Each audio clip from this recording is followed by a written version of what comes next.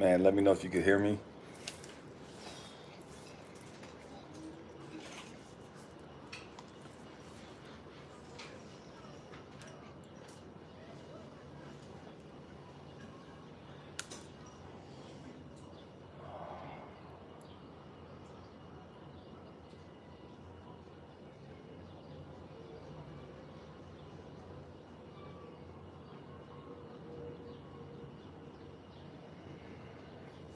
Jacob, what's up with you? Hey, is the volume okay, Jacob? Scott, what's up? What's up, babe?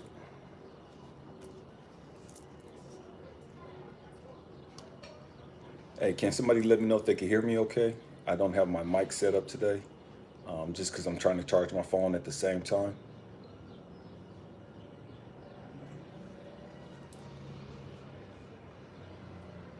What's up, Paul? Thank you, Scott. Thank you. Thank you, Jacob. Man, family, we're going to go ahead and get Scott. What's up, Thomas? What's up, Dow? Man, we're going to, Raymond, what's up, man? Everybody's coming in at the same time. Cool. Thank you, Paul.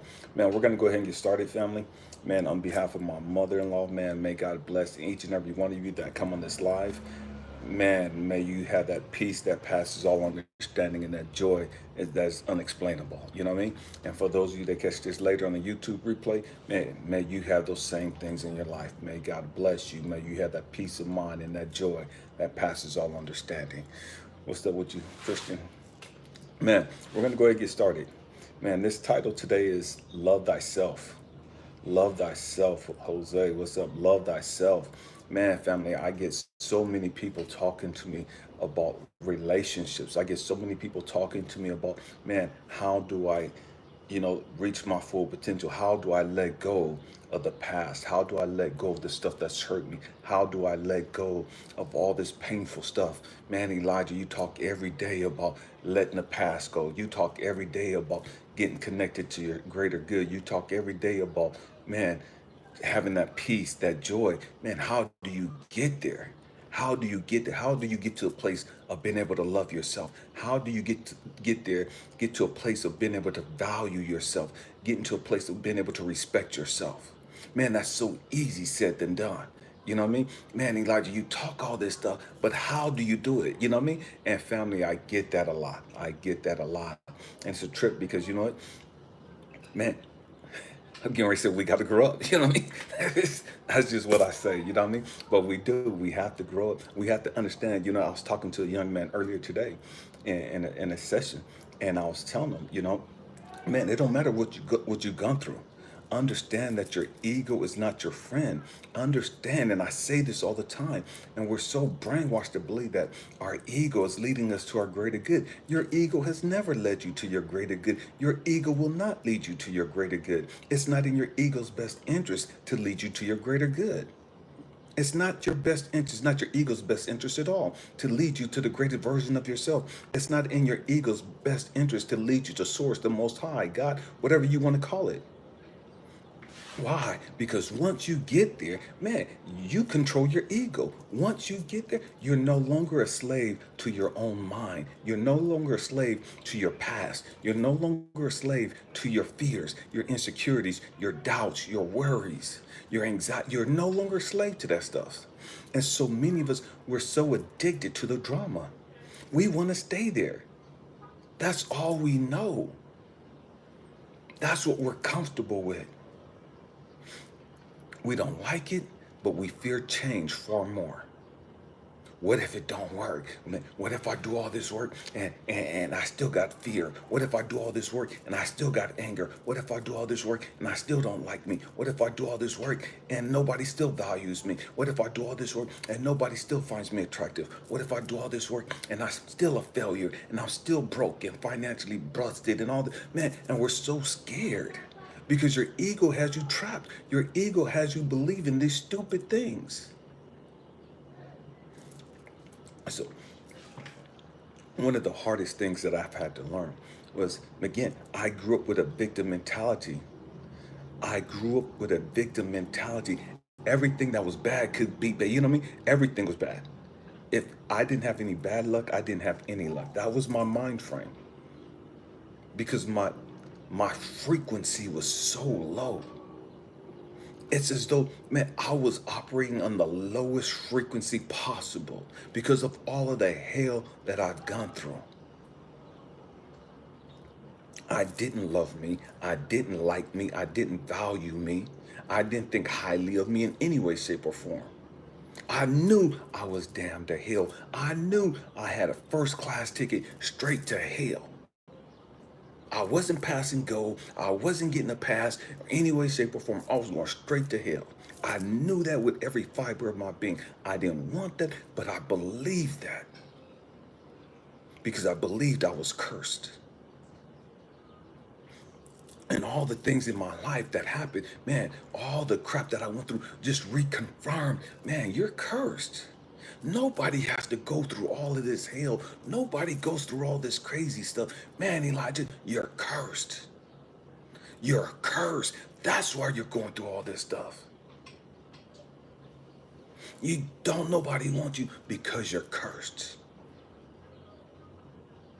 You're cursed. Acknowledge that you're cursed. Just admit it and just get it over with. You know what I mean? Man, just end it because ain't shit gonna go right for you. Because it can't go right for you because you're damned to hell. You're damned to live a lonely, frustrated, miserable life. This is your lot in life. Your daddy did this, your mama died early, and your auntie didn't want you, and look what happened to you. Look at all the people that was abused you, and look how your uncles beat you and whooped you. Look at all the crap that you went through. Look at all the crap that you went through. The Christians didn't even see any hope in you. The Christians saw you going straight to hell. And the Christians supposed to be loving. The Christians supposed to be optimistic. And they're telling you you're going straight to hell. The Christians are telling you you got the devil in you.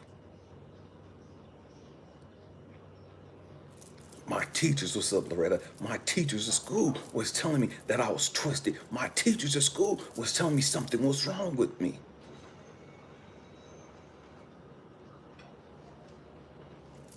They wanted me to get counseling. They wanted me to get put on medication. But my auntie and them grew Christian. Man, they didn't believe in medication. Jesus was the answer for everything. They thought, man, if I just beat his ass more, if I just make him go to church more, if I make him tarry at the altar more, if I make him, cry out to God, and if he gets the Holy Ghost, his life will be changed. None of that shit worked. None of that worked for me. To each their own. And so because it didn't work for me, and because I saw everybody else at church, man, they were acting right. All the other kids wasn't getting in trouble. They wasn't bad like I was. They wasn't cutting up like I was. They wasn't getting kicked out of school like I was. And it's like, man, how come you can't be like so-and-so? How come you can't be like this person? How come you can't be like this person? And they were always comparing me to everybody else. And then my mentality was everybody else ain't went through the shit I went through. Everybody else ain't experienced the hell I've experienced. Everybody else ain't carrying the baggage that I'm carrying. And you want me to be like them? How come they can't be like me? And so I grew up with a twisted concept of my identity. Because we get our identity from our parents first and foremost. And from those that raise us. Man, my parents is gone. My daddy didn't want me because I was a mama's boy. And so I grew up without the love and nurturing from my family. And so I didn't have any identity. I didn't want to be like none of them fake ass people at church. There's not one Christian person that I grew up and that I thought, man, I want to be like them. Nobody at church inspired me. Nobody at church made me be like, man, God, I want to be like this person when I grow up. Man, I want to be like Bishop so-and-so when I grow up. I want to be like Deacon so-and-so when I grow up. I want to be like Elder so. I didn't want to be like none of them people. None of them. And that says something about your life. When little kids looking at you don't want to be nothing like you. When little kids looking up at you don't see anything in your life that they aspire to be like. But we don't want to see that. We just want to see, oh, these kids got the devil in them. We need to make them come to the altar and pray and tarry and cry out to God. We need to make them study their Bible from sun up to sundown. I knew the Bible from Genesis to Revelation. I knew the Bible better than most adults. And that made me even more pissed off because now I'm asking them questions about the Bible and they can't understand why this little kid is questioning them about this. And so again, they're telling me I got the devil in me. The devil's making me act like this. The devil's making me ask these questions. Man, all I wanted was some answers. You guys are forcing me to read this stuff. You guys are making me study this stuff. You guys are telling me this is the unadulterated word of God. How come y'all can't answer my questions? How come when I ask you questions, I'm demonized? How come when I ask you questions about the Bible and the what's the word? The hypocrisy within it and the hypocrisy within our lives, how come I'm being questioned and been labeled as a demon child? When I see contradictions, how come I'm being labeled as the bad guy? Oh, because I'm asking the questions. So you want me to shut up and be like everybody else in the class that just accepts everything you say without question, without fail.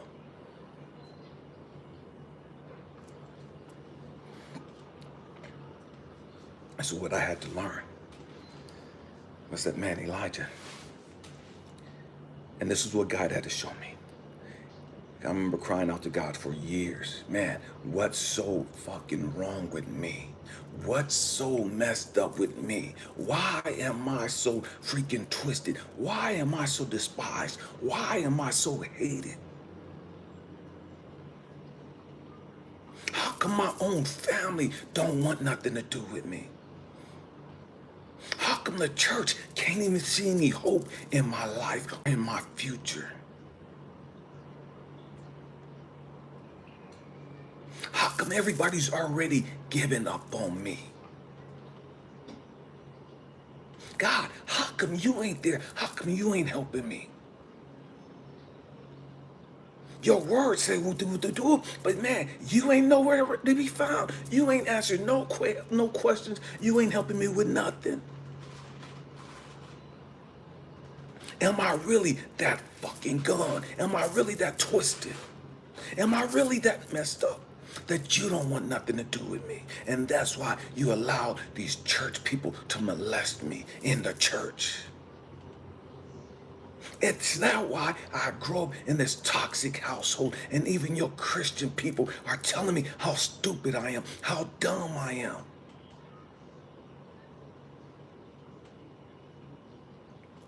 And when you're a little kid and you're been told how stupid you are, how dumb you are, and how they can't wait for you to grow up and get out. But then in the next words, they tell you you're going to be dead before you're 20 years old, or you're going to be spending the rest of your life in prison like your daddy. But then you're telling me you can't wait for me to leave. You can't wait for me to go to prison or go to hell. Which one is it?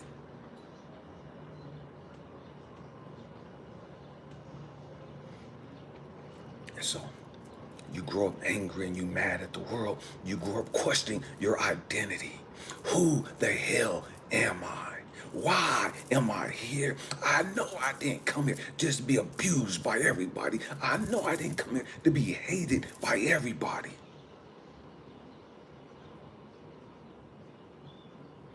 Man, I have so much love. And nobody can see the love that I have within me. All they see is my anger. All they see is my confusion. All they see is my hurt and pain. How come they can't see my love? How come they can't see that I'm really a caring person?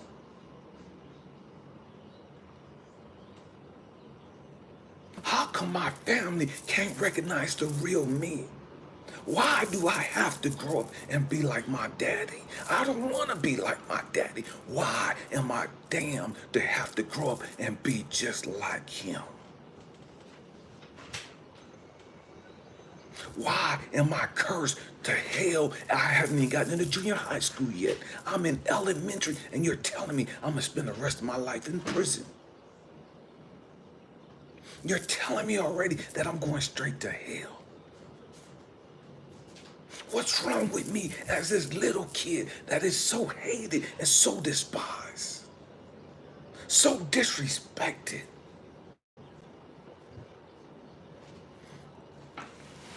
And so I had to grow up talking to God, crying out to God. God, I don't even know who the fuck you are. I don't even know what your name is. Do I call you Allah? Do I call you Yahweh? Do I call you Yehoshua? Yahweh? Or whatever? What do I call you? Do you even exist? Because I don't see you doing shit for me. You doing stuff for everybody else. But you ain't did a damn thing for me. Your word talks about how you're so loving and compassionate, and all we have to do is just cry out to you and just repent and just ask you into our lives, and we'll do the woo. Man, I've done all of that, and you still haven't answered me. I've done all of that, and you still haven't helped me. I've done all of that, and I'm still broken and hurts. How come I ain't got no peace? How come I ain't got no joy? How come don't nobody like me?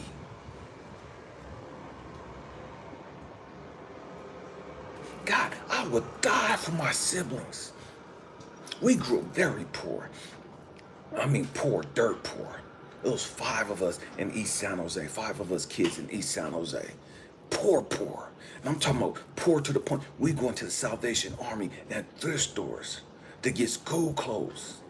If she had $100 to spend on all 5 of us, $100 to spend on 5 kids for all their school clothes and stuff. And so, man, I grew up with that lack mentality. I grew up, man, I'm not wearing no fucking bell bottoms and no plaid pants to school no more. Damn all that. My sisters ain't wearing no polyester bell bottoms to school no more. If I gotta steal, I'm stealing, because I'm not wearing this shit no more. I'm not being embarrassed like this no more. I'm not wearing no corduroy pants to school no more. The devil is a lie. I'm not doing that. My sisters and my cousin ain't doing that. I'm still in every sweatpants, TI sweatsuits, tennis shoes, the members only. I'm still in everything. And lacing my family. Man, you ain't walking out the house embarrassing me no more. You ain't walking to school with me with them bell-bottom pants on no more. Ain't nobody seeing my sister wearing that crap no more.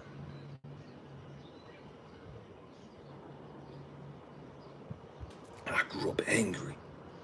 Angry.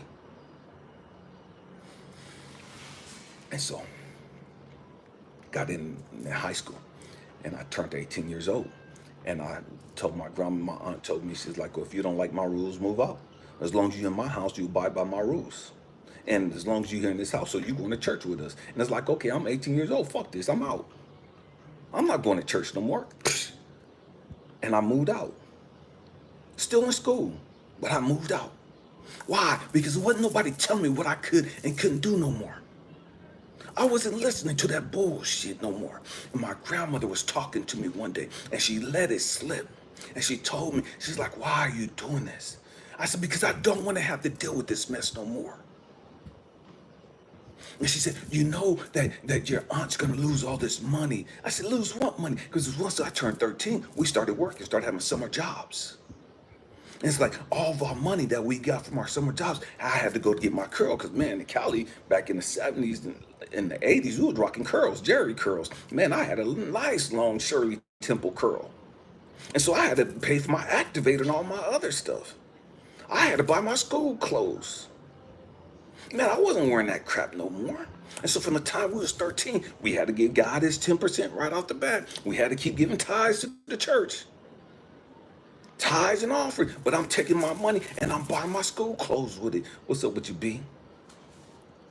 Why? Because I'm not being embarrassed no more. And so my grandmother, I got in high school and I'm telling her, I'm getting ready. I'm senior in high school, turned 18, I'm leaving. I don't graduate till June, but I left in February, as soon as I turned 20, because you couldn't tell me shit no more. You couldn't tell me nothing no more. I ain't got to listen to this foolishness. I don't have to stay in this toxic environment anymore. And my grandmother was talking to me, and she said, man, your auntie's gonna lose all this money. I said, what money? We don't get no money. And my grandmother let it slip. She's like, she gets $500 for each of you. I said, hold up, wait a minute. How the hell, and the first time I used a curse word with my grandmother, how the hell do we get $500 a month? Oh, you mean for me, Tish, and Renee? She said, no, each of you get $500. I said, when did that start? When did we start getting $500 a piece? I ain't never seen no $500. Not from her. And so, because we were wards of the court, because my father murdered our mom, and we were put in this household with was wards of the court. So we're like foster kids. And so the court was paying my aunt $1,500 a month for me and my two sisters. $1,500 a month since the 70s. Since the 70s, and we ain't got none of that. Man, in junior high school, I'm having to steal clothes because we're going to Salvation Army and to the thrift store and getting $100 spent on all 5 of us. And we getting $1,500 a month. And this is the best we could get. This is all we got to show for it. I'm angry. I'm even more pissed off at family. I'm even more pissed off at God. God, we were struggling for what? For what? Why was we struggling like that? Why was we going without like that? Why was the best meals we got, the meals we ate at school, for free? Why was I having to steal clothes just so that we wouldn't have to be embarrassed? God, we couldn't go to Mars. No, they didn't have Mars's back then. We couldn't go to Mervyn's, and Mervyn's was cheap. Kmart was cheap back then. Nobody really wanted to go to Mervyn's, or, you know what I mean? Or Kmart, or J.C. Penney's for some shoes. But that would have been an upgrade for us. We're getting used shoes, used clothes. So I'm mad and angry at the world. And my mentality, man, fuck my raggedy ass family. I'm mad at everything. A victim. A victim. Where the hell was that money going? Because everything that we wanted since we turned 13, we had to get with our own summer job money. Everything we wanted, we had to pay for it.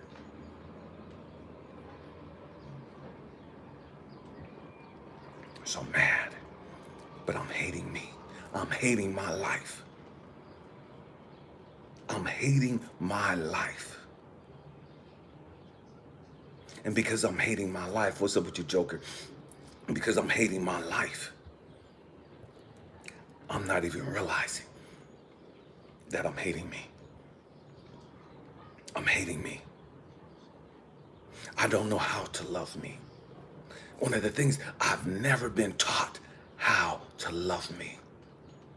As kids growing up, we was taught to respect the elders. We had to say, yes, ma'am, no, sir. Yes, Mr. So-and-so, no, Mr. So-and-so. We had to say their last name. We couldn't just say yes or no. And we better not say yeah or huh. We couldn't say what. We learned to respect the elders, but we was never taught how to respect ourselves. So I didn't know how to love me. I didn't know how to value me.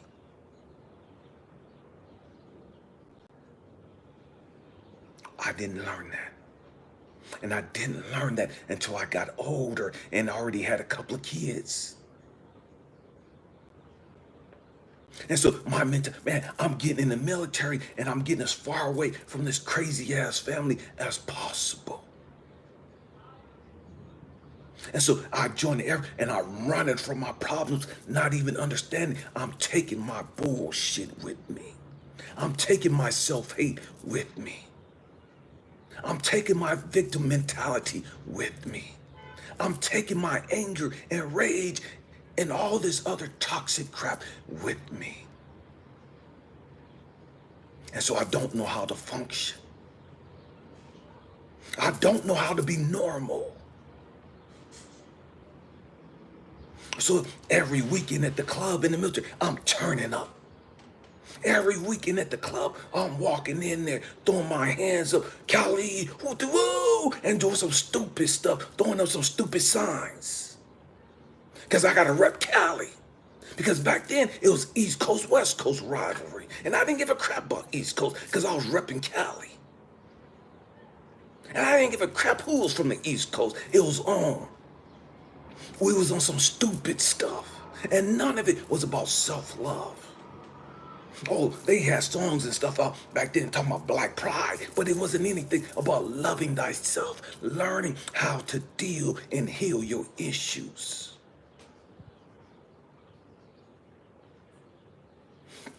And here's a trip.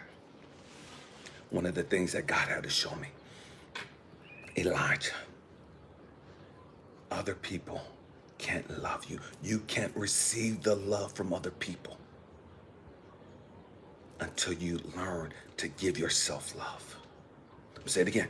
Elijah, you're looking for love from all these girls. You're walking into these clubs, into the NCO club, into these clubs off bases, and you're throwing your hands up, and you're loud and ignorant, and you're saying up all this stupid stuff, grabbing something to drink. You're on the floor dancing with your alcohol, your shirt unbuttoned, and you grinding on everybody you can, and you picking out who's gonna go home and be your victim for the night. Who's going to be your conquest for the night? Because you don't love yourself. Because you don't value yourself. Because you don't respect yourself. You think this is what manhood is all about. You think this is what being a man is all about, where you could just walk in a club, grab you a drink, and look around like, all right, that's the one. And just walk up to her and give her a kiss on the dance floor and start dancing with her. And man, you in a corner somewhere doing some stupid shit. And you think that makes you feel like a man. Because you don't know any better. Because you were never taught any better.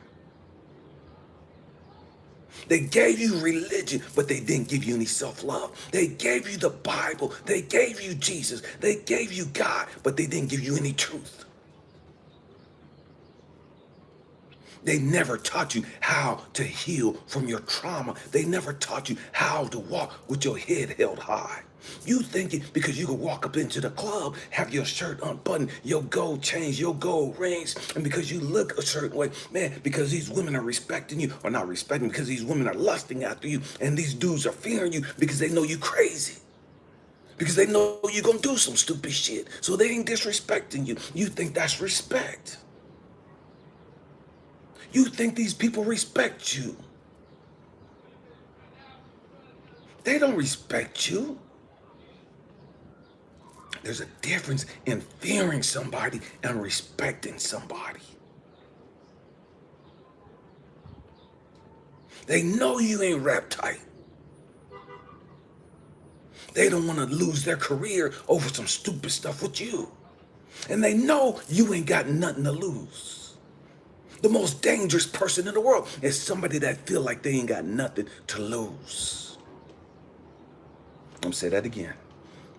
The most dangerous people in the world are those people that feel like they ain't got nothing to lose. That's why all these young kids with these gangs and these young kids with these guns and running around the streets, man, they don't give a damn about the police. They don't give a damn about authority. They don't give a damn about the elders in the community. They ain't got nothing to lose.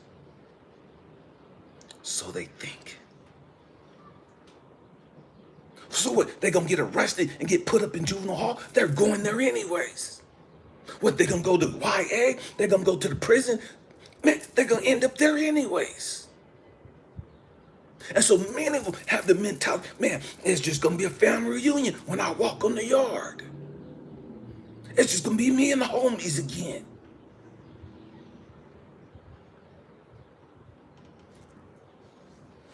And so God had to show me, Elijah, When are you going to start respecting you? When are you going to start loving you? When are you going to start valuing you? Elijah, you love Callie more than you love you. And Callie don't give a fuck about none of y'all. But you'll die over Callie. You'll die repping Callie. When are you going to learn some stuff about you? You'll die over your hood. When are you going to start learning some truth about you? When are you going to deal with your issues? Hey, Elijah, you mad because these women won't stay in a relationship with you. Elijah, you're fucking crazy. Why should they stay in a relationship with you? You don't even like you. You don't even want to be with you. That's why you stay drunk so much. That's why you always got the music cranked up.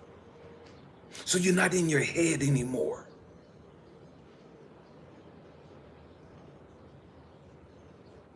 That's why you're so focused and always chasing ass, because you don't want to be alone. You don't want to deal with you. But then you get mad because nobody else want to deal with you. Your homies, they want to deal with you because they know you can fight. They know you're a protector. You're a natural born leader, so they're gonna follow you. And they're fucked up in their head too.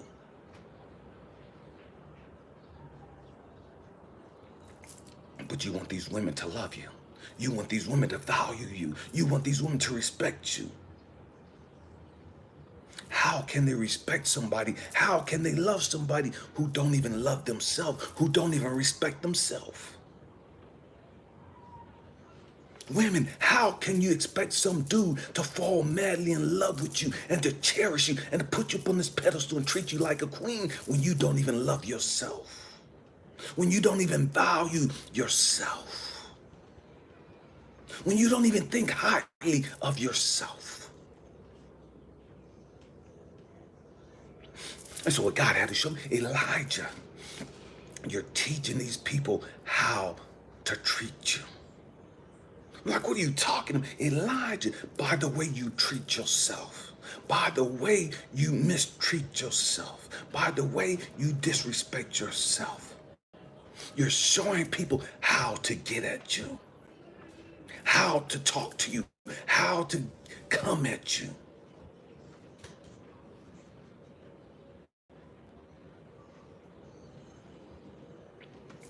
Elijah, if you don't love you and you think you know you, if you don't love you, how can you expect these people to love you? And they don't even know you like you know you. How can you expect these people to respect you and to cherish you when the truth is you don't even respect yourself? You don't cherish yourself. That's why you get drunk till you pass out.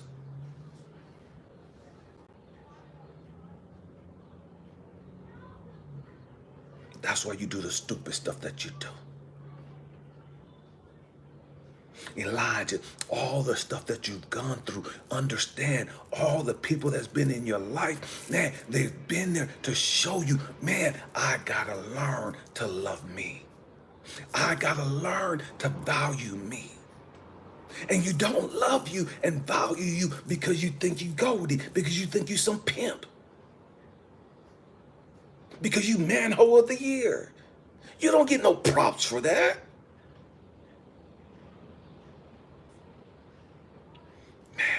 When are you going to learn to stop putting all that poison in your body? How can you love you and you're getting drunk every weekend and passing the fuck out? How can you say you love yourself and you sleeping with all of these women, and a lot of them you don't even know their name? And they know you because they've heard about you. They've seen you walking on the yard, on the base, and they know who you are. And man, they looking at you, and everybody want a piece of you. And you so ignorant, you just giving it away.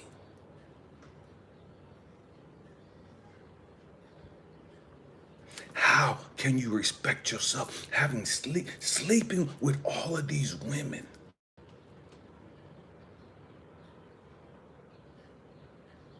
How can you respect yourself doing all the stupid stuff you do? So I had a commander. I was a medic, and the commander pulled me in his office one day. And he was a colonel, 06. And he asked me, he's like, why are you so loud? He's like, I know you're from California, but why are you so loud? And I started laughing. It's like, I'm throwing up my hands. I talk a lot with my hands. That's what we do. You know what I mean? And so I'm like, man, this is Cali. You whooped and da-da-da-da. It's like, stop. Why are you so loud? I didn't ask you about Cali. I'm asking you about you. He said, you're intelligent, but you don't want people to see how intelligent you are. You want people to perceive you as being from the streets, and people to perceive you as being ghetto and all this other stuff, and a little gangbanger and all this other stupid stuff. That's what you want people to perceive you as. Why? And I said, man, I got to rep Cali and blah, blah, blah, blah, blah. And he said, no, you're doing that because you're scared. You're doing that because you don't know who you are. You're doing that because you don't value yourself. You're doing that because you don't know what your purpose is in life. And I'm mad, I'm pissed that this older white man who ain't even from Cali gonna tell me about me. How the hell do he know me? He know more about me than I know about myself. But he's sitting there and he's just calling a spade a spade. He's just keeping it real with me. And that fucked me up, that this old white man could tell me about me. That he could look into my life and call me on my shit. Because nobody called me on my shit.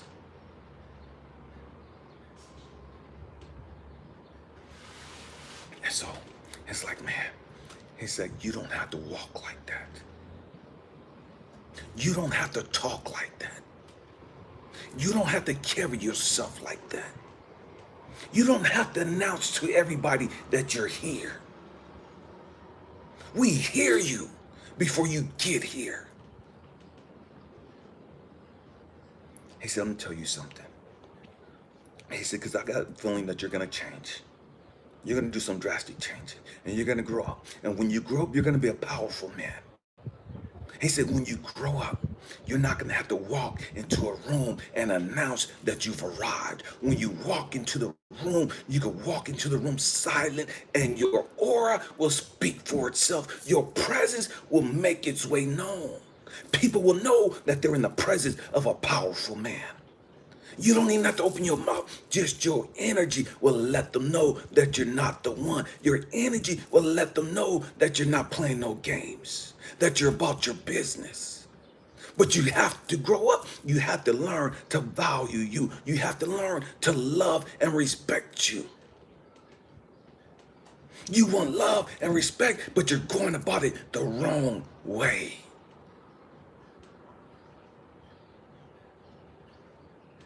And that blew me away. That blew me away. So I'm listening to this old man, you know what I mean, talking to me. I'm 19 years old. I'm listening to this old man lace me up. And he's telling me about myself. Elijah, and he didn't call me like Broadway, that was my name, John Broadway the fourth. And it's like, Broadway, you're going to make a difference in the world, but you have to grow up. Stop acting like this little lost boy trying to find his way.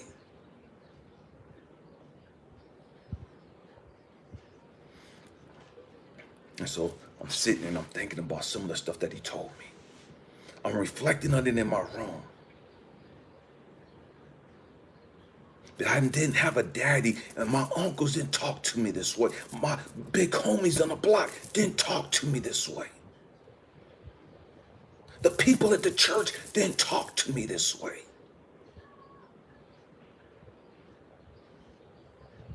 My teachers at school didn't talk to me this way. So I'm contemplating on all this stuff that this old white man told me.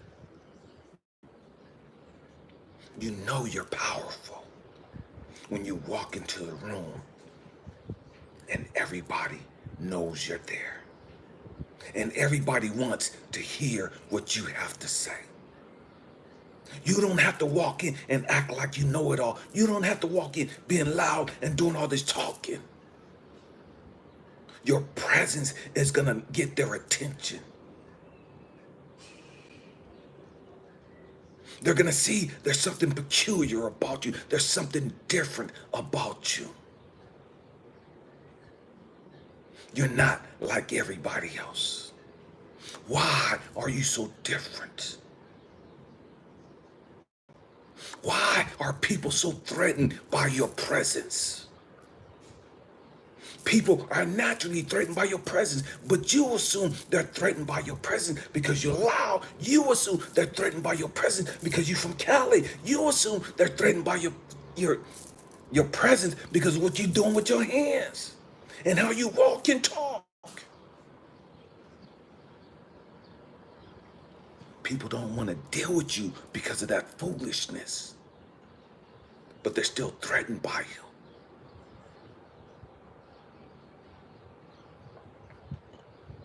When you learn to like you, when you learn to love you, when you learn to value you, you'll understand that they're threatened because of your presence, because of who you are, because of your confidence,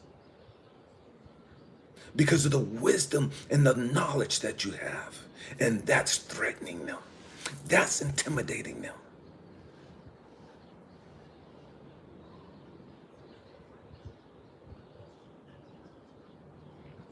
And so as I thought over that for a long time,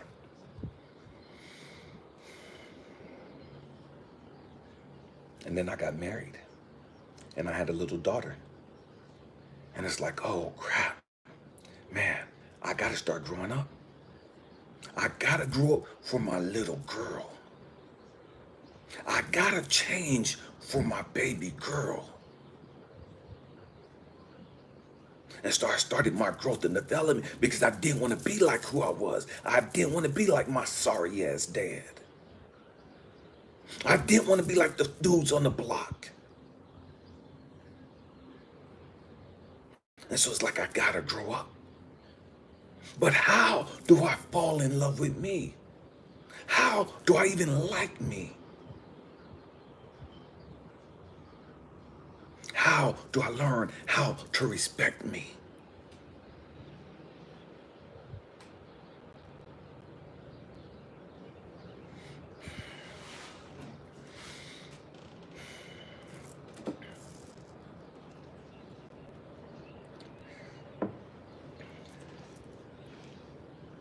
Got into church, got back into church. That wasn't the answer. Getting back into church wasn't the answer. But I knew getting back into church because I grew up in church.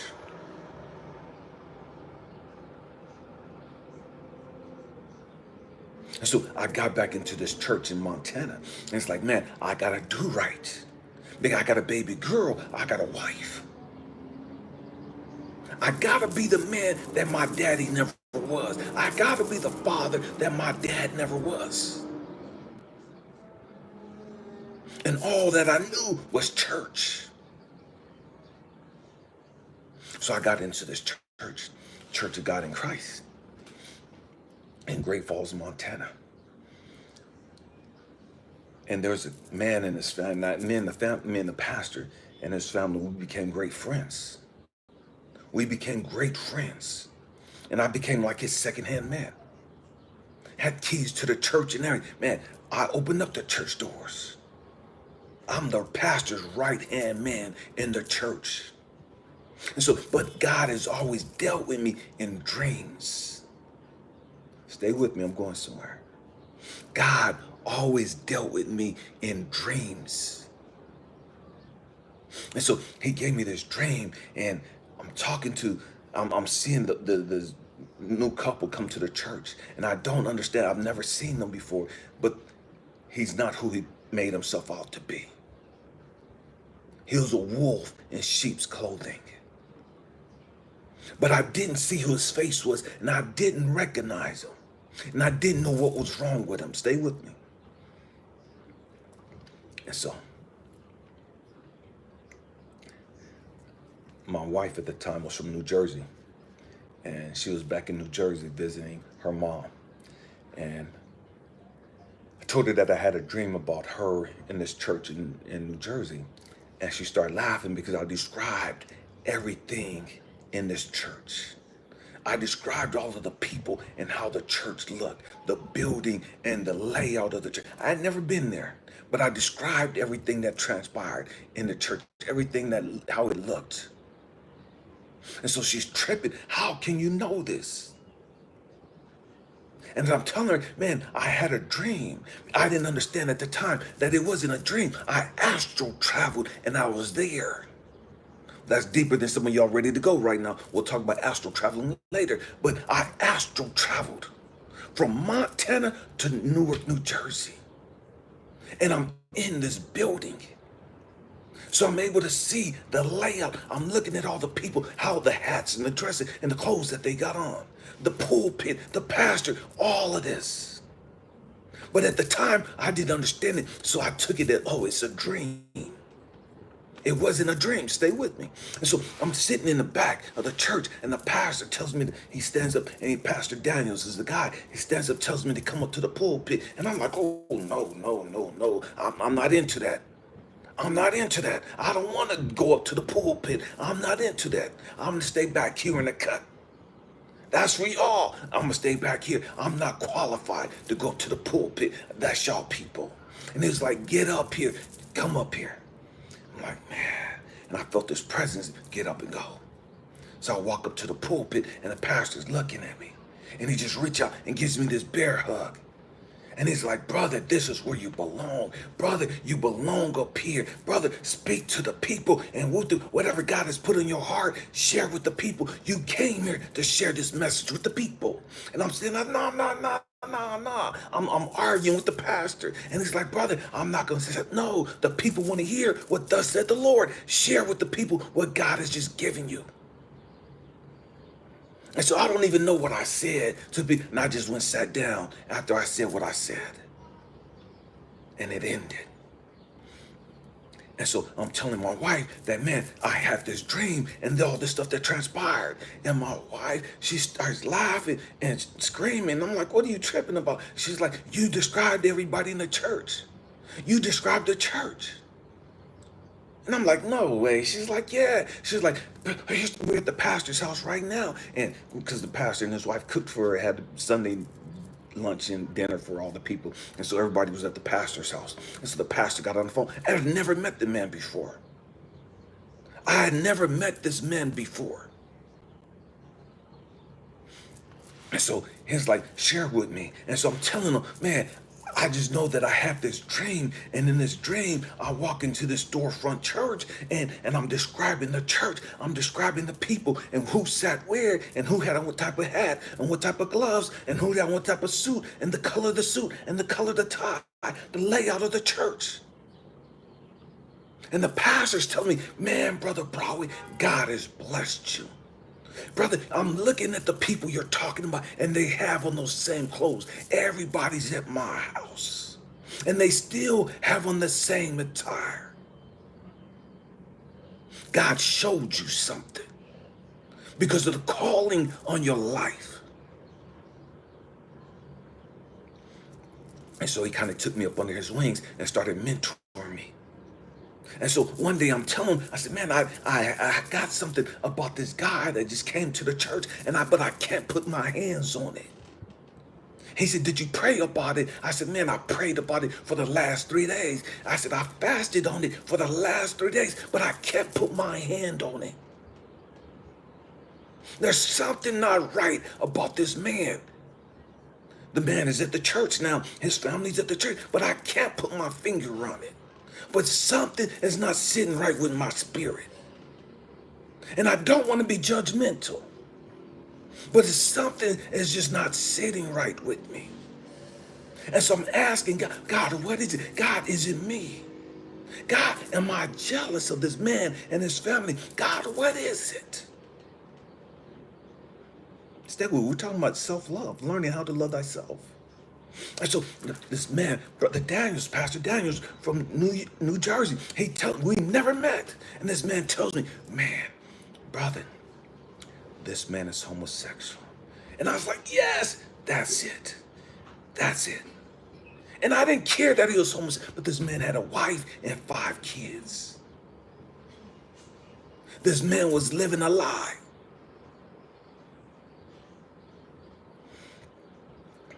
So I said, man, what do I do?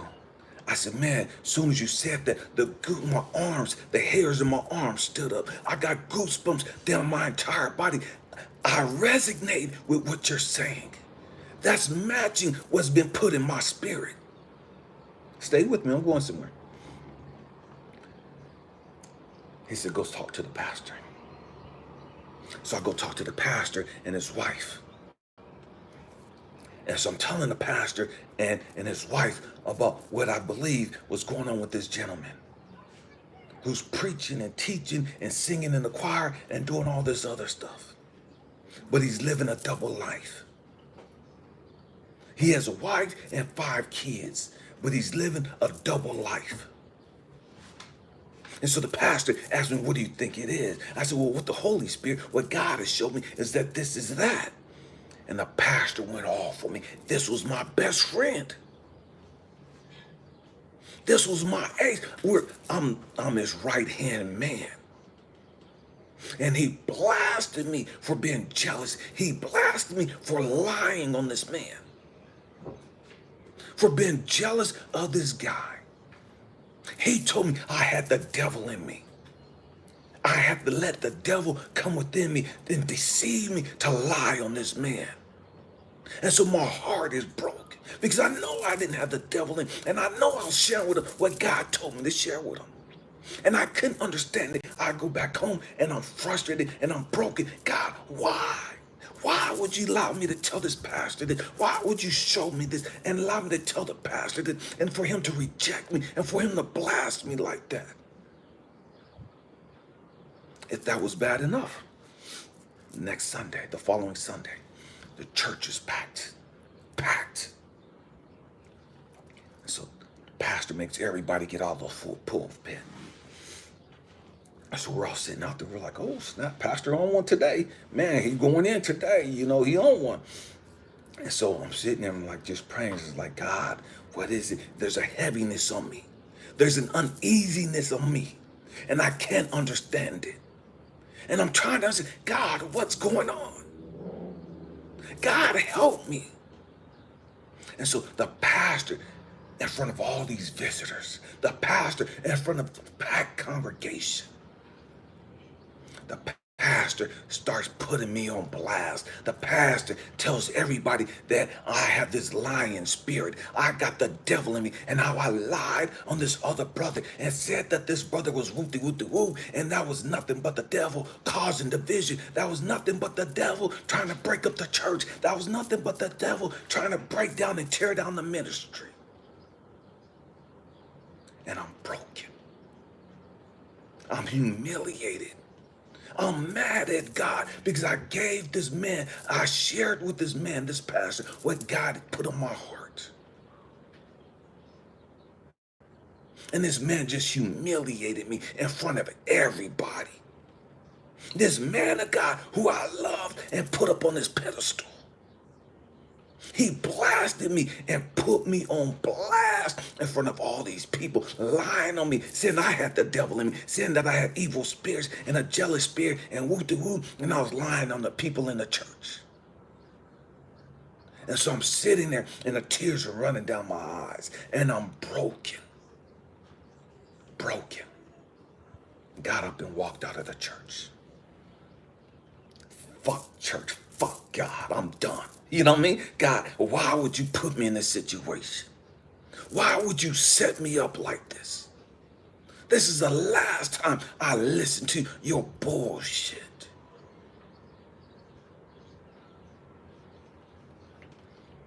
Stop going to church. I'm in a hospital. And this guy, like a couple months, I ain't seen nobody in church. I cut everybody off in church, man. You know what I mean? I'm done. And I didn't know that the church fell apart after that. Half the people stopped coming to church after that Sunday.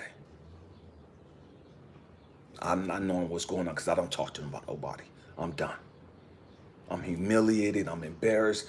I'm broken that God set me up like that. And I'm done. And so I see this man walk up to where I'm working at. The same guy that I'm telling the pastor. I told the pastor that this man ain't really a man of God the way he said. He's not loving his wife the way he said he is. He's not committed and faithful to his wife the way he portrayed himself to be. This man is having an affair with other men.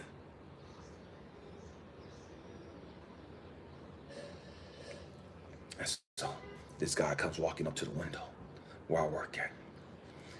Praise the Lord, brother, bro. We'll do it. Man, I'm not trying to hear this bullshit. Man, fuck you, fuck your church, fuck God, all that. You know, I'm done. I don't give a damn no more. Y'all motherfuckers do what the fuck y'all want to do over there. You know what I mean? I don't give a rat's ass no more. I'm done. I'm done. And so he comes up talking about, man, I'm still running for the Lord. I'm saved, sanctified, Holy Ghost filled, water baptized, on fire, running for Jesus. And we'll do. Man, I'm like, why are you telling me this? I don't care. I don't care.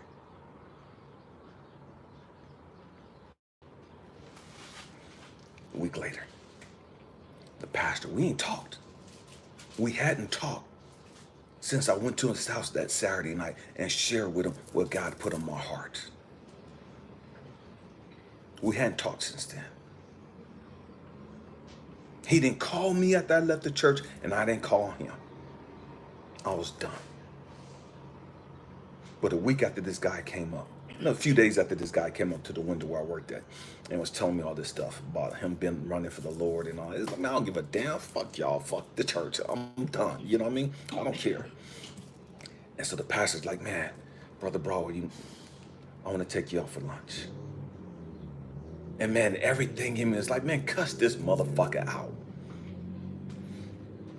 But I love this dude. I love this dude. You know what I mean? That's like, but in my heart, it's like, listen to him. Listen to him. Go with him. It's like, all right. So we go out to eat. And we're sitting at the table. We're at IHOP in Montana. And I can remember it like it was like a week ago. And this happened in 92. 91. Happened in 91. And so I'm sitting there.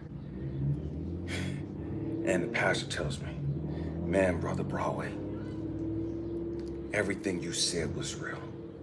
Everything you said happened. What are you talking about? I'm completely clueless. I don't know what he's talking about. Why are we having this conference? What are you talking about? He said, everything you told me about brother so-and-so was real. It was facts. You wasn't lying. I apologize to you. I was wrong. So what are you talking about? He said, brother, his wife came home one day and caught him in bed with another young man. His wife God put it on his wife's heart to take off from work and go home.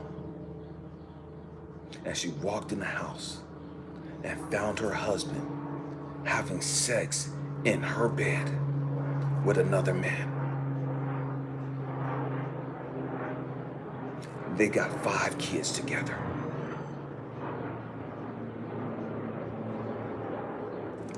5 kids. She was devastated. Devastated.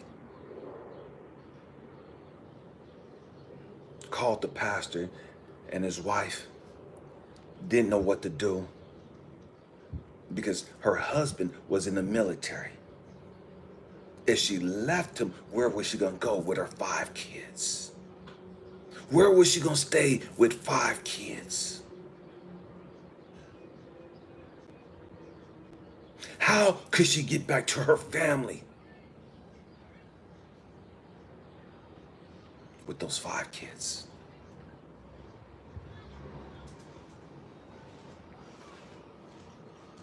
And so she didn't know what to do. Everything you told me, Elijah, you was telling the truth. Or Brother Broadway, you was telling me the truth. And so I'm sitting there and the tears begin to run down my eyes. And so I'm asking God later after I get home, God, why did this happen? Why did this play out this way? He said, you don't love you. You don't value you. You have more love for this guy than you do your own self. You're seeking the validation of this pastor because you don't even love you. You don't even believe that you're connected to me. You started doubting what I told you.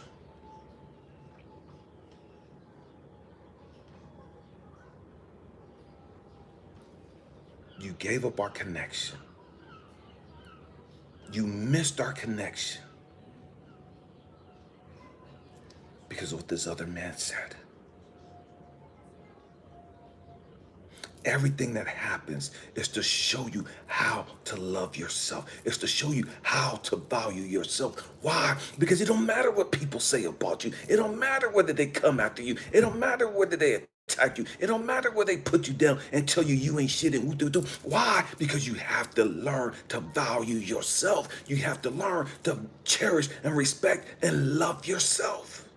Why? Because once you do that, then you don't need the validations and affirmations from other people.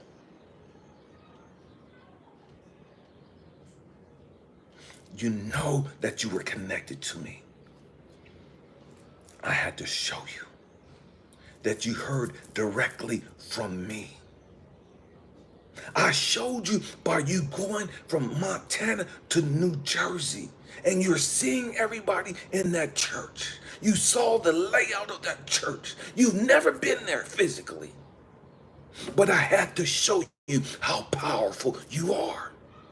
I had to show you how connected you are.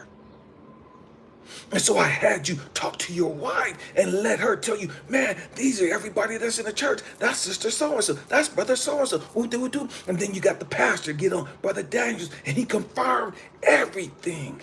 Why? Because I need you to understand that you're connected to me. You don't have to be part of church to be connected to me. You don't have to be a part of religion to be connected to me, to hear from me, to talk with me.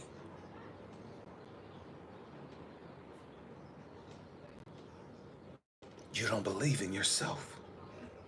Even after your wife and this man told you, man, God is using you. Man, God has blessed you. God is giving you the sight to see. How could you see this stuff? How could you have experienced this stuff except to be God?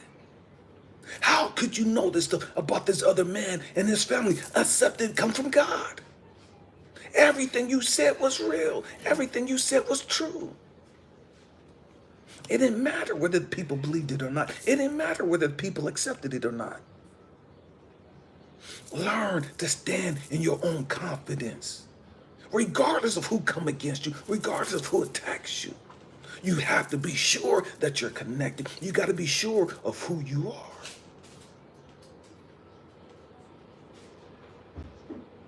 And I'm sharing this with you, family, because, man, you got to know for sure who you are. You don't need religion. You don't need church to validate you. You don't need no men of God, the church status, people with these theology degrees and all this other stuff. You don't need these people to validate you. You don't need these people to tell you that you're a man of God or that you're a child of God, that you're connected to God. You got to know that for yourself.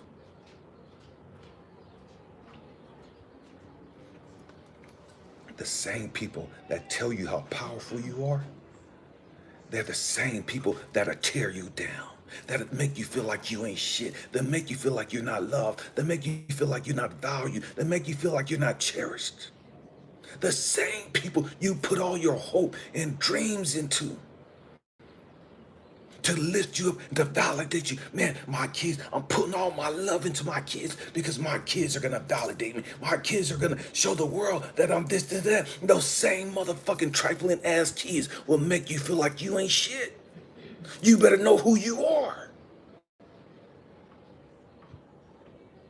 Don't put your hopes and faith in some other dude or some other person. You do that because you don't know who you are.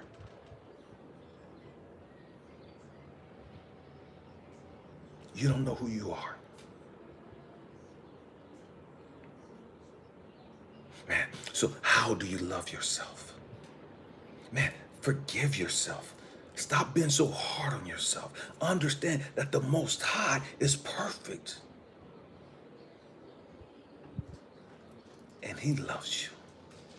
He values you. If He knows everything, and if He determines that you're worthy, and He determines that everyone's worthy, then the truth is, how can you, with a finite mind and a finite information, how can you know more than Him? What's up with you, Yamila? How can you know more than God? And you operating on a low frequency. You're operating and you're seeing life through the perspective of your pain and your trauma and your baggage. How can you know more than God? God says that you're worthy, you're loved, you're valuable. But you and your crazy psychotic ass, man, I'm not lovable. Nobody cherishes me. Nobody values me. No, you don't cherish yourself. You don't value yourself. You don't love yourself.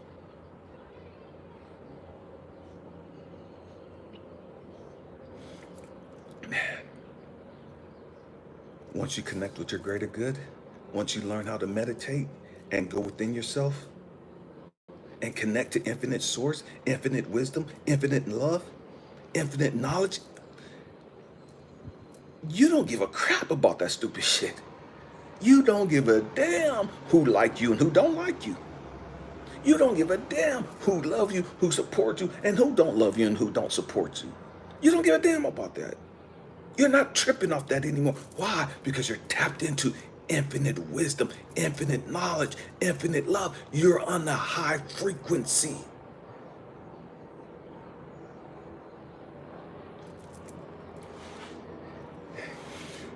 I don't like rap music. I haven't listened to rap music since Pop died. You know what I mean? This is not my thing no more. Rap died with me when Pop died. You know what I mean? It is what it is. I don't like country western music. I don't like heavy metal. And so I don't tune into those frequencies. I don't tune into those radio stations because I don't want to hear that. I don't. To each their own. I don't want to hear that kind of music. And so I don't tune into that frequency. I like jazz. I like oldies. I like some classic music, classical music. You know what I mean? I like some R&B, the old stuff, not the 80s and maybe some of the 90s stuff, but this 2000 shit, no, I don't listen to this shit. I don't, you know what I mean? But the old stuff, yeah, I like that stuff.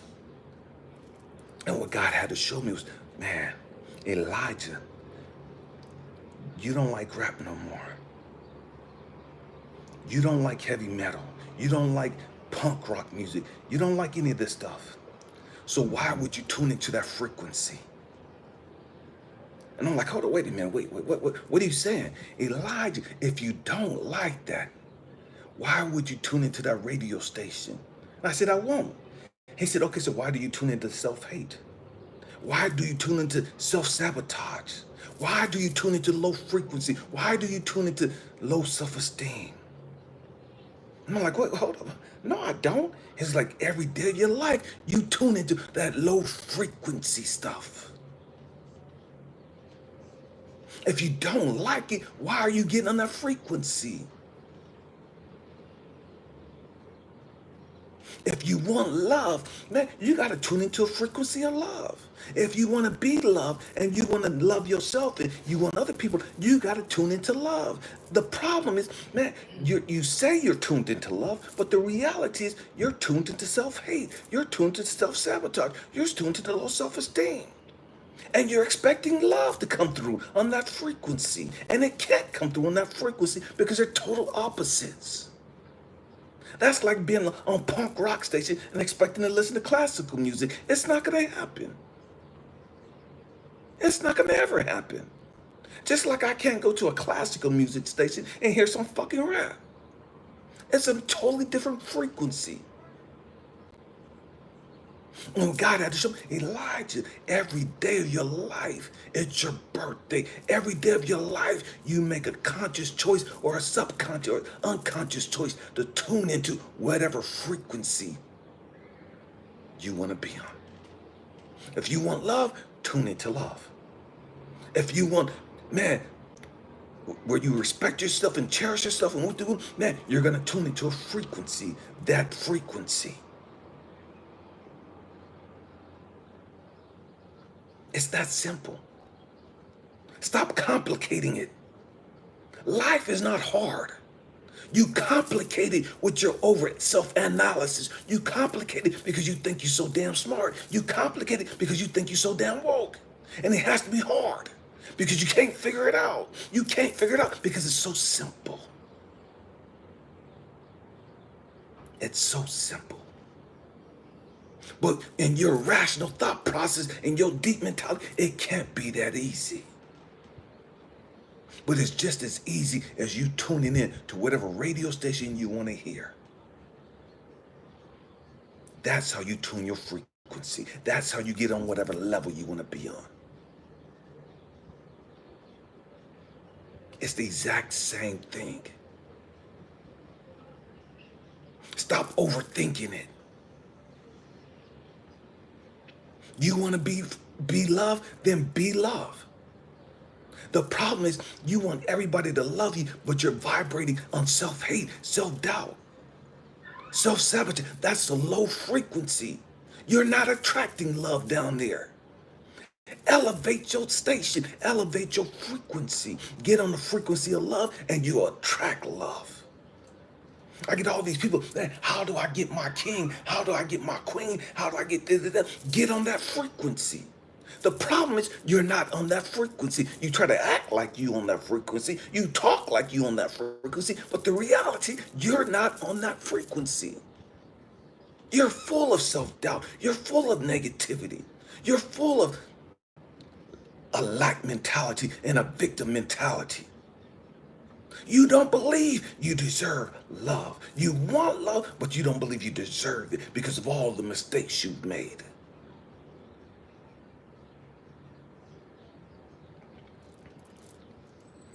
And because you don't believe it, you don't get on that frequency. Because you don't believe it, you don't elevate yourself. Because you don't believe it, you stay on that toxic, low vibrating frequency.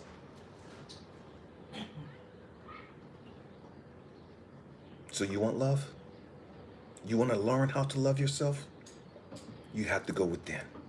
You have to elevate your frequency. You got to stop being so toxic. You got to stop being so negative.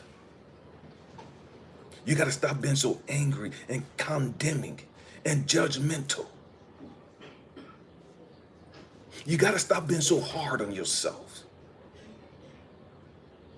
Understand, that's all part of the ego keeping you trapped on that low frequency.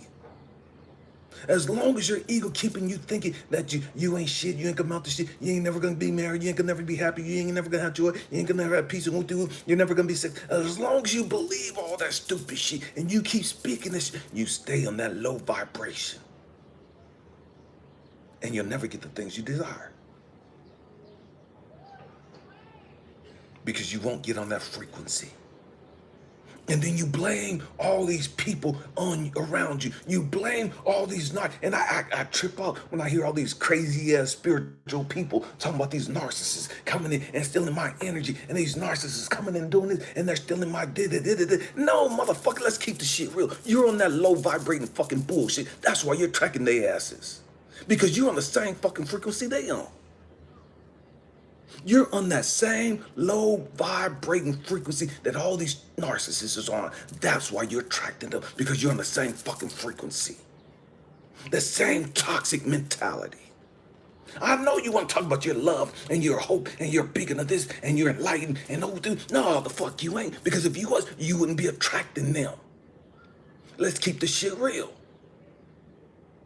Your ego is mind fucking you and got you thinking you higher than what you really is. Your ego is playing tricks on you.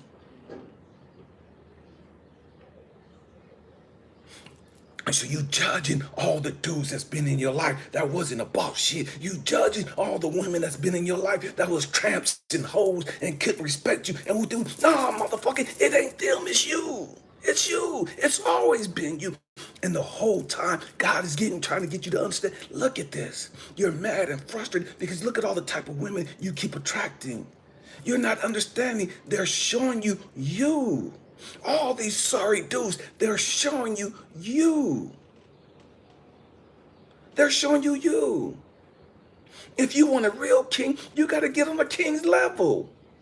You want a real queen, you got to elevate your game and get on a queen's level.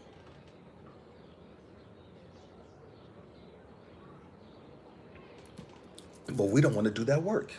We want to just sit back and expect shit to come to us, and we stay on the same fucking low vibrating frequency we've always been on. But we expect everybody to come cater to us.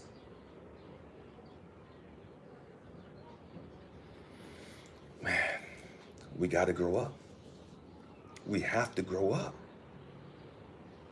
Man, you got to get connected to you. And I'm not talking about your fucking ego. Your ego's had you fucked from the gate. Your ego has been leading you astray the whole damn time. Understand, the ego has never been your friend. It will never be your friend. You so worried about the devil and these evil spirits. No, motherfucker, you need to be concerned about your fucking ego. And how your ego has been fucking you over from the time you got here. You don't like you because of your ego. You don't respect you. You don't love you because of your ego. You're so arrogant and narcissistic and self-judging or so judgmental and all this other because of your ego. Your ego. Your ego don't give a damn whether you tear yourself down or you puff yourself up and think that you're better than what you really are. Your ego don't care because it knows that it's controlling you, regardless of what direction you go. You're a slave to your ego. But you don't want to grow up, accept responsibility for your life. You don't want to grow up, accept the fact that, damn, I have a choice. Damn, I ain't got to think about this shit. I ain't got to dwell on all this negative. I could just change the fucking frequency. I could just change the fucking radio station. I could just change the fucking TV channel. I don't want to watch this show. Why do I keep watching it? I don't want to listen to this crappy ass music. Why do I keep listening to it? All I have to do is change the channel, change my frequency.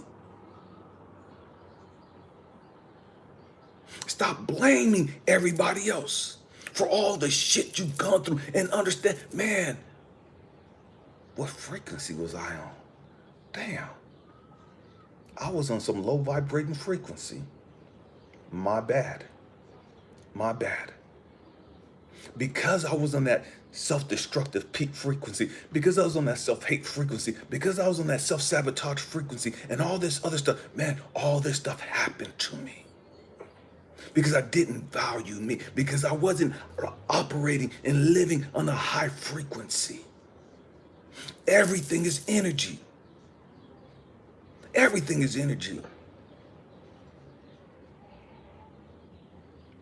We have to grow up. We have to grow up. And we have to start being honest with ourselves. If you can't be honest with yourself, how the hell are you going to grow? How the hell are you going to keep it real with anybody else?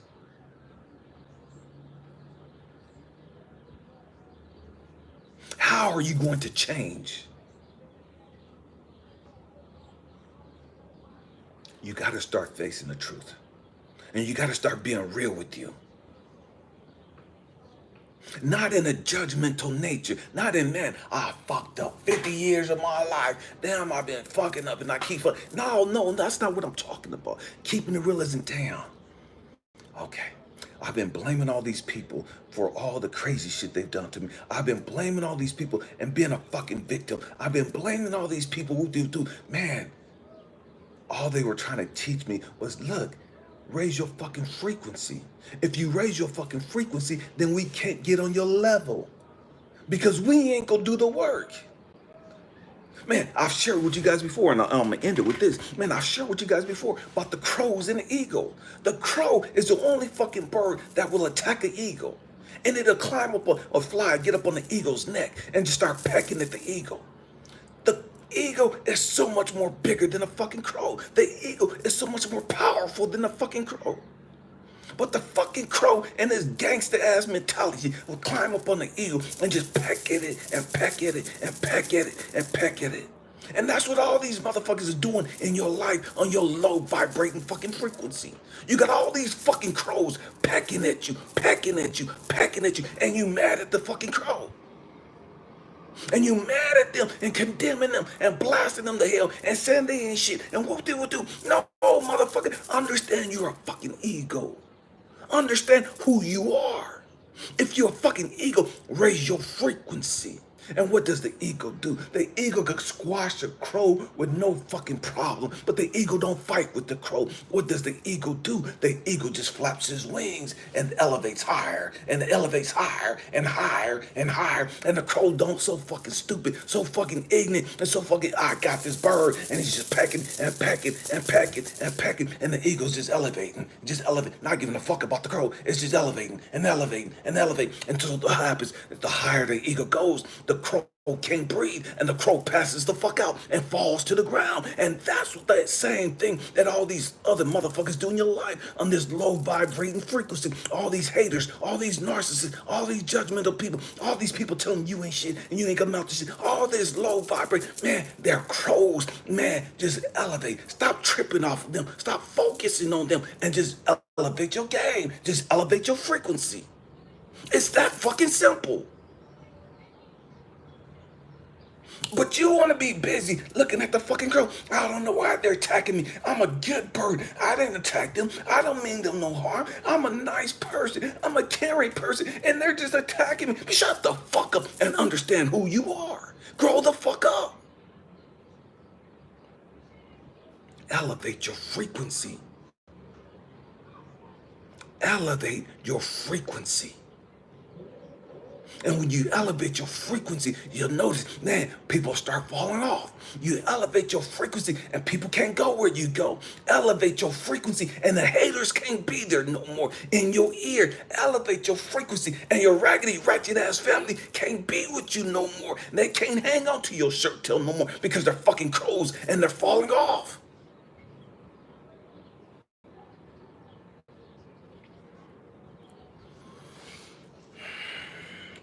We have to grow up. We have to understand who we are. You have to understand who you are. You're an ego. Stop fucking with crows. How can you expect a king and you fucking with crows? How can you expect a queen and you fucking around with crows? It ain't your fault that it ain't the crow's fault that you down on their fucking level. The crow can't go where you go. These raggedy ass sorry dudes you keep fucking with that can't go where you go when you elevate your frequency. These raggedy ass, toxic ass women can't go to your level when you elevate your frequency. And when you elevate your frequency, what do you see? Man, I'm just up here in the sky, just elevate. And ain't nothing around me but other egos. Ain't nothing around me but other kings. Ain't nothing around me but other queens. I'm looking for my kings down there in the fucking hood. I'm looking for my queen down there in the fucking street. You ain't street no more. You don't belong to the streets no more. You don't belong to the hood no more. You belong to the sky. Elevate. Stop playing those fucking games of thinking, oh, I can just hang out here with the fellas in the hood and chase all these little hoes and woo and I might do this and do this and this. No, you playing with fucking crows because you're on that fucking level. Elevate. When you elevate, before you elevate, you can only elevate by going within. You can only elevate by going within.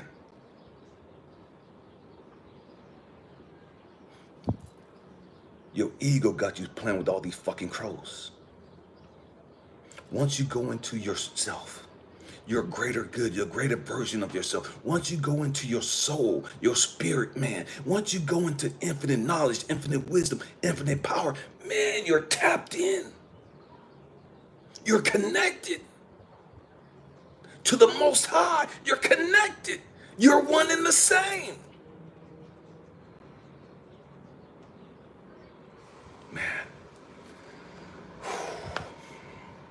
Man, family. I didn't realize that we was gonna go that long or go in that way, but I knew it was gonna be a good one. But I hope it was a good one. Man, I hope and pray that something I've said has inspired you, has opened you up, has opened, man, has resonated with you, and is getting you to the point where, man, okay, I gotta stop playing these games. I gotta raise my frequency. I gotta stop the self-sabotaging. I gotta stop allowing all these other people to come in with their negativity. And it's not their fault that they're so negative. It's not their fault that they're so toxic. This is the frequency that they're on. The question is not why they're so toxic, not why they're so negative. Why am I on this frequency? Why am I on this frequency when I could soar in the skies? Why am I on this frequency, hanging out here in the dungeons and the crack houses and the hoe houses and all this other toxic shit when I could soar in the skies? I can soar over the mountains. I could soar over the buildings. And I'm hanging out in the fucking alleys. Man, we got to get it together. You know what I mean? We got to get it together. Man, thank you, family, for being with me this long. I know I got long-winded today. Man, I hope and pray that something was said. I gave you guys all that I had today. I hope something was said that has inspired you, that's giving you some hope, that's helped you tap into who you are. My queen and I love you guys. We love you. We cherish you. We thank you for being here with us. Man, tune back in tomorrow at 6:30 Eastern Standard Time. I don't have a clue what we're talking about yet. Man, it's not that I'll figure it out once God tells me what it is what it is. You know what I mean?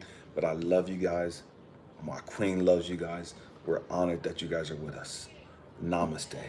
The God, the light, the love in me sees, recognizes, acknowledges, and cherishes the love, the God, the light, which in each and every one of you. Bless you. Happy healing. Peace.